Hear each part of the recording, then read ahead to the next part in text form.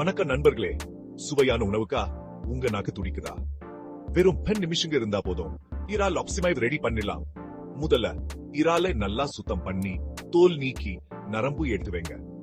இப்போ அட்டகாசமான மசாலா கலக்க போறோம். காரமான மிளகாய் தூள், மஞ்சள் தூள், இஞ்சி பூண்டு விழுது, எலுமிச்சை சாறு எல்லாத்தையும் ஒன்னா கலக்குங்க.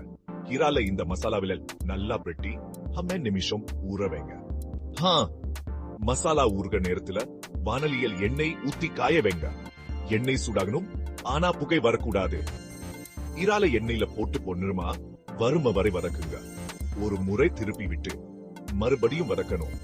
இப்போ கறிவேப்பிலை, கொஞ்சம் உப்பு தூவி ஒரு கலக்கு கலக்குங்க. அவ்வளவுதான், இறால் ஆக்சிஃபை தயார். பக்கத்துல வெங்காயம், எலுமிச்சை துண்டுகளோடு பரிமாறி பாருங்க. கண்ணு முன்னாடியே காணாமல் போயிடும். இந்த சுவை விருந்தை ரசிச்சு சாப்பிடுங்க.